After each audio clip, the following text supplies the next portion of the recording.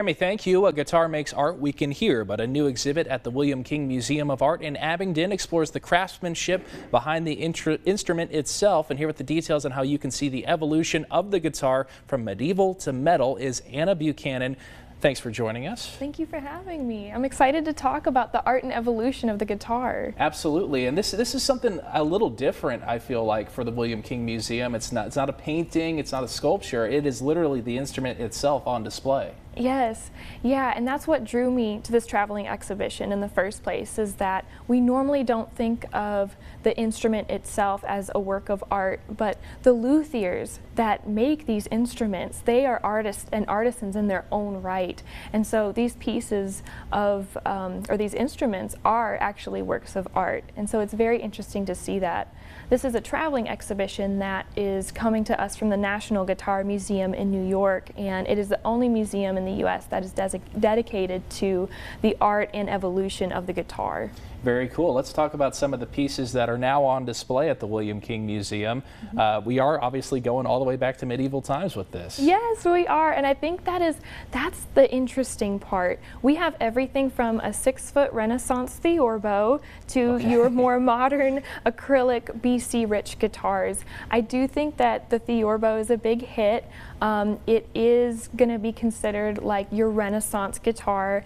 It evolved from a lute, and it is 6 feet long. Wow. It was meant to be played just like a guitar, so if you can imagine holding a 6-foot guitar, but it has bass strings, and so you're just plucking those bass strings, and it came from the need for a wider range of notes in the Italian opera.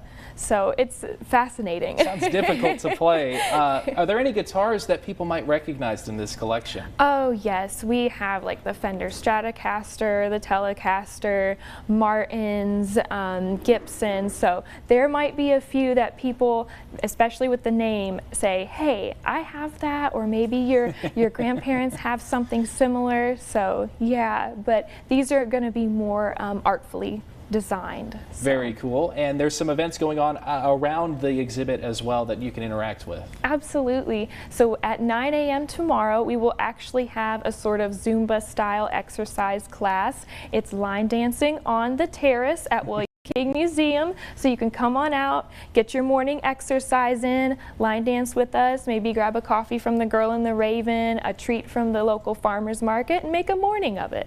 It should be a good time there. And what's really great is we're coming up on summer and people need things to do. You know, the kids are out of school and things like that. William King Museum is absolutely free to attend. We are free, and we do try to make the arts accessible for all. That is a big part of our mission. Art should be for everybody.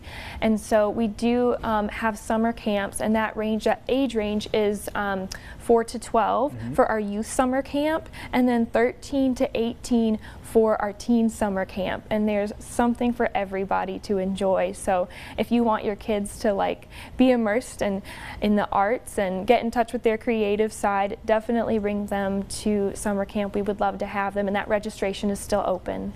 All right. Well, Anna, thank you so much for joining us. Thank you. All the kids can come out and see all the guitars as well for those summer camps. And you too can check out Medieval to Metal, the art and evolution of the guitar. It's on display right now at the William King Museum of Art in Abingdon. It just opened up yesterday. It'll run until August 17th.